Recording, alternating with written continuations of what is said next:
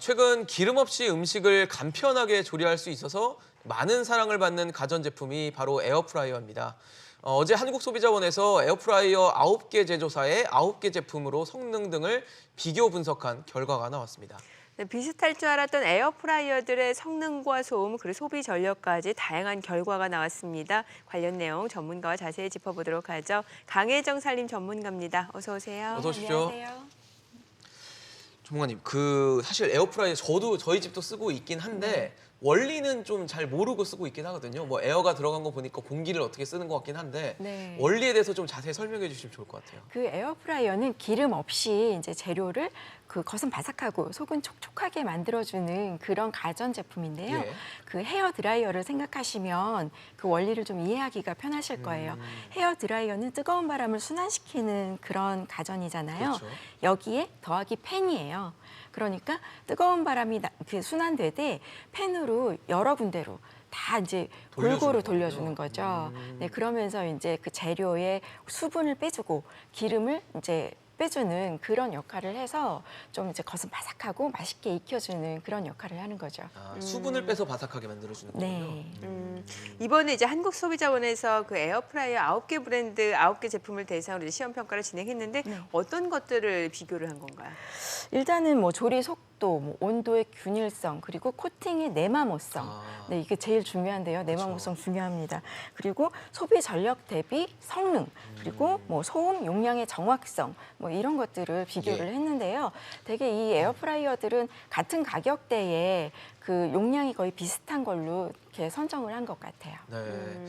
뭐 말씀하신 항목들이 좀 여러 가지가 있는 것 같은데 네. 우선 첫 번째로 좀 조리 속도도 한번 체크를 해보겠습니다. 네.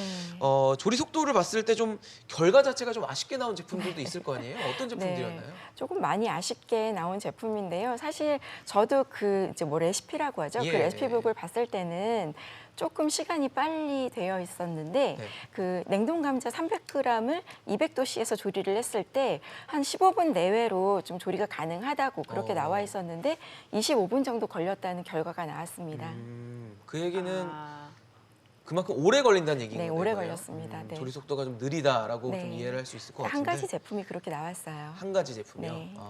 지금 맨 마지막에 나오는 제품이 아마 25분 네. 걸린 가장 느리게 조리가 되는 기계로 가전 네. 제품으로 좀 확인할 수 있습니다. 네. 자, 그리고 온도 균일성 테스트도 있었는데 뭐 이게 온도가 균일하지 않는다라고 하면은 사실 음식물을 이리저리 돌려서 조리를 해야 되는 상황인데 네. 골고루 익힐 수 없다라는 뜻으로도 해석이 되고요. 되게 에어프라이어를 사용하실 때 재료를 딱 넣고 시간을 맞춰 놓으면 딱 열었을 때 맛있게 익어 있겠지라고 생각을 하시는데요. 네.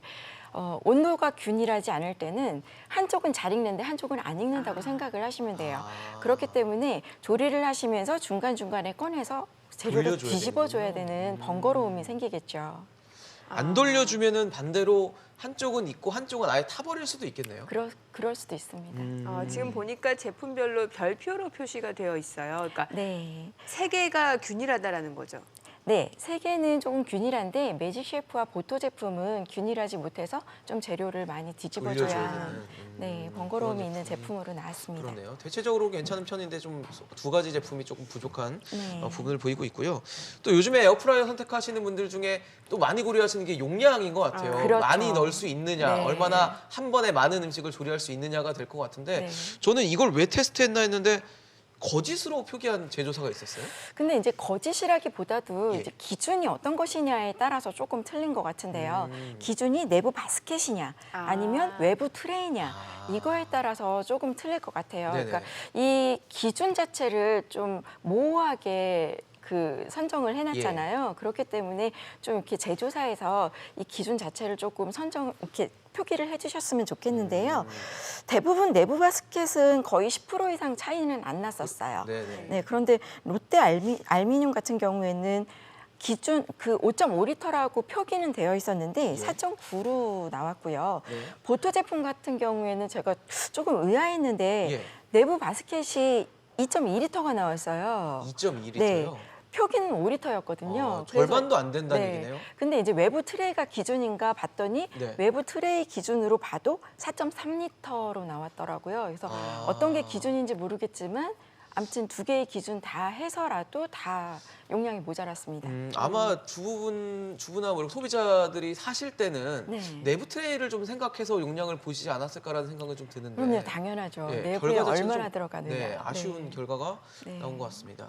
네, 자 그리고 에어프라이어가 소비 전력이 적지 않다라고 하는데 이게 뭐 에어컨하고 비슷한 수준이라는 얘기도 있는 것 같고 그러면은 소비 전력이 가장 낮았던 제품을 사는 게 좋을 거 아니에요? 그러니까 소비 전력이 가장 낮다는 건 그 전기가 많이 안 들어간다는 그러니까요. 얘기거든요. 그렇죠. 근데 예. 소비 전력이 가장 낮은 것은 보토 제품, 그리고 제일 높은 것은 리빙웰 제품이었어요. 크게 차이가 나네요. 네. 같은 조건에서 실험을 한 거 아니에요? 그렇죠. 같은 조건에서 실험을. 2배 이상이 네. 차이가 나는 거 보니까 아무래도 뭐 한 번 쓴 게 아니라 계속 쓴다는 걸 가정하면은 전력량도 굉장히 중요할 근데 것 앞서 같은데. 보토 같은 경우는 그 안에 용량 자체가 그러니까요. 다른 네, 제품에 작아요. 비해서 네. 딱 반이잖아요. 네. 그러니까요. 그럼 소비 전력도 차이가 네. 있을 수 있겠네요. 네. 그런데다가 이제 조리 속도가 느리잖아요. 그러니까요. 그렇기 때문에 좀 오래 가동을 해야 되기 때문에 네. 뭐 2배 이상, 3배다 뭐 이렇게 말씀하시기는 조금 어려울 것 글쎄요. 같아요. 그렇겠네요. 네, 같은 소비 조건이라고 전력이 해도. 많을수록 조금 예. 조리 속도는 빨라지는 경향이 네, 네. 있었거든요. 예. 소비자분들이 좀 꼼꼼하게 체크를 하고 그러게요. 사야겠다는 네. 생각이 계속 좀 드는데 아까 전문가님께서도 중요하게 생각하셨던 부분이 코팅 맞아요. 내마모성이었는데요. 이 결과도 좀 전해주시죠. 코팅 내마모성은 그 수세미로, 일반 수세미로 이렇게 문질러서 얼마나 많은 숫자의 그 견딤을 예. 가지고 있는가 이제 그런 실험인데 정말 아쉬운데 네. 모두 다 9개 제품 모두 다 1,000회 이하였어요. 1000번 네. 미만으로 뭐 세척을 하거나 이랬을 네. 때 상처가 난다는 네. 말씀이시군요. 그렇게 따지면 이제 1,000번일 경우에는 이제 1,000번 많은 것 같은데 설거지할 때 한 20번 정도 이렇게 문질러 가지고 한 예. 번에 네. 20번. 그렇죠. 네, 일주일에 2번 정도 하게 되면 아. 6개월 이내의 사용이에요. 오일 프라이팬이- 사용하면은 벌써 100번이고. 그러니까요. 네, 그렇죠. 프라이팬이 10,000번인데 네. 제가 알기로는 가정에서 쓰시는 프라이팬도 자주 교체해야 되는 걸로 알고 있거든요. 네. 근데 지금 소비 1000회 미만이라는 얘기는 상당히 내마모성이 좀 취약하다라는 생각이 좀 듭니다. 네. 그 프라이팬 같은 경우에는 뭐 저렴하게 구입할 때는 뭐 10,000원에서 20,000원 선도 가능한데 그러니까요. 에어프라이어 같은 경우에는 지금 뭐 7만 원대 이상 훅 넘어가잖아요. 그러니까요. 그렇게 따지면 가성비가 진짜 안 좋은 거죠. 음. 근데 이제 코팅의 내마모성으로 인해서 용출되는 그 납에 그 그게 물질, 중요한 난물질이 거죠. 예. 안 나왔다고는 지금 결과에는 나왔는데 아. 프라이팬으로 기준으로 하면 조금 걱정이 위험하지 되겠는데요. 않을까요? 네. 그 코팅이 벗겨지게 되면 거기에 재료가 눌러붙어요. 그렇겠죠. 그렇게 되면 재료에 그게 또 그 납성분이 먹는 것들이니까요, 음식이니까. 네, 용출될 수가 있거든요. 그렇기 때문에 저는 조금 위험하다고 봅니다. 지금 실험하는 장면이 나오고 내마모성. 있는데 저런 네. 식으로 이제 몇 천회까지 네, 이제 네. 아마 실험을 해보고 그 이하로 이제 나온 결과를 저희한테 이제 공개를 한 것 같습니다. 네. 네.